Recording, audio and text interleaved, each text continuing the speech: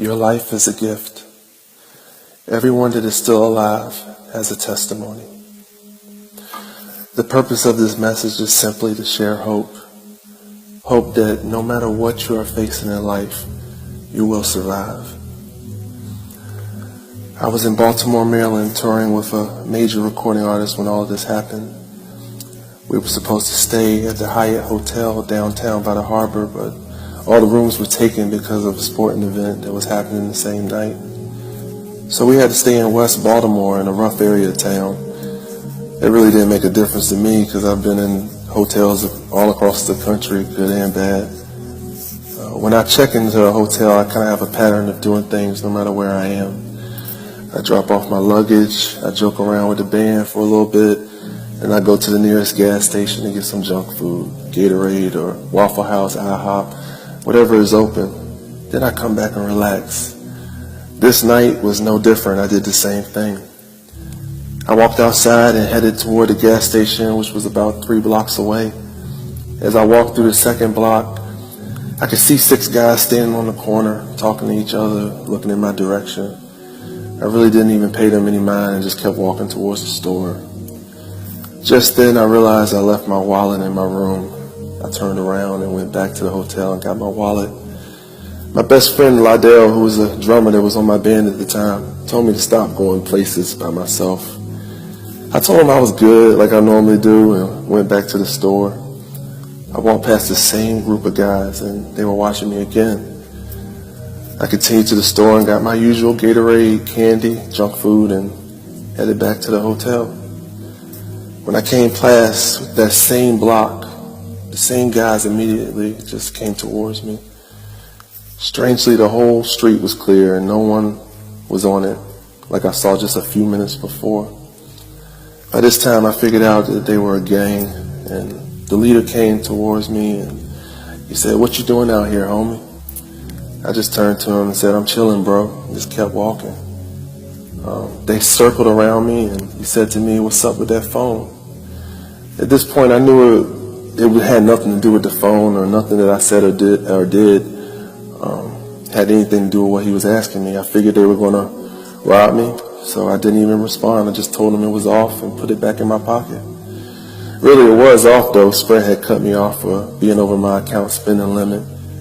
He walked closer to me and right in my face, and he said, "Well, you got to roll out, homie."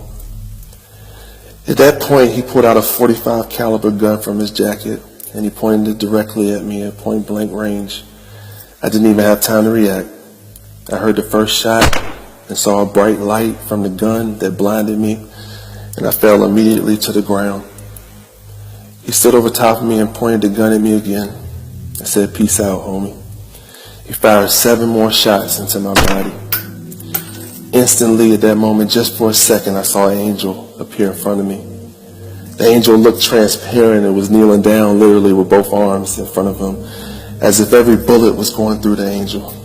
I knew it couldn't have been a figment of my imagination because I had no time to even think about this.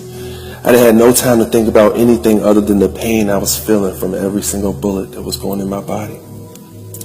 When he finished shooting me, his other boys picked up shell casings that had fallen to the ground around me, and they laughed and joked with each other about how they just smoked me. Right then I heard God speak to me and tell me not to move. It was really strange because I wanted to yell, I wanted to scream, I wanted to breathe. I wanted to know if I was alive, but I couldn't do it. They were still looking at me. So I just laid there and didn't breathe.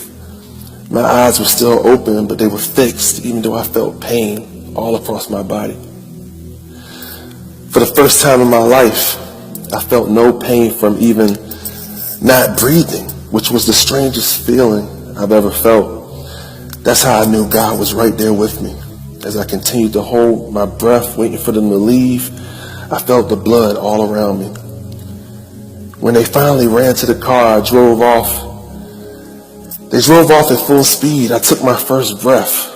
I remember softly yelling, "Oh God, God." As I looked around me and saw the pool of blood and holes in my shirt, I tried to stand up, but I couldn't. I couldn't feel my legs. So I dragged myself off of the street and onto the sidewalk, literally crawling. I tried to flag down cars to stop and help me, but nobody would stop. People literally slowed down and looked at me and kept going. It was literally only me and God. I had a moment where I had my life flash before my eyes. I thought about everyone that loved me. I thought about my own funeral. I thought about the things that I should have said to my family and the friends that I didn't tell. Just then I remembered that I had my cell phone still with me. My hand was completely covered in blood, but I still managed to dial 911. When the operator came online, I told her that I had been shot, and she asked me where I was. Thankfully, I was lying right next to a street sign so I could give her an idea where I was. She tried to keep me talking, but I really couldn't because I was losing my breath every minute that went past. Eventually, the police showed up, about 5 officers. One walked toward me. He asked me my name, how old I was, and that was the end of the conversation. After that, they drew lines around me and put up police tape and crime scene tape and set a perimeter. This is when my faith really had to step in, though. Even though all around me it looked like death, I had to speak life, and I began praying. There was nothing I could do but that. The ambulance got there eventually, and 7 minutes later, they loaded me in. Immediately, they began cutting off my clothes and hooking me up to all kinds of machines. This was the first time that I actually saw the gunshot wounds with my eyes, and at that moment, tears began to flow from my eyes. My body just looked dead. Looked like I shouldn't have been alive, but I was. I heard the EMT say to her partner, "I don't think he's going to make it." It hurt to hear those words coming from her, but I tried to hold on to life. By the time I got to the hospital, they rushed me down the hall into surgery. When I arrived in the room, it was like the strangest scene I ever seen. The room was lined with nurses, doctors, police, other hospital employees looking at me in disbelief, almost as if what they heard on the radio, my condition, they were stunned that I was alive. The lead doctor whispered in my ear, "I'm about to give you some anesthesia to put you asleep for the surgery. Can you sign this paper for me?" Oddly enough, I was able to sign it and did pretty good.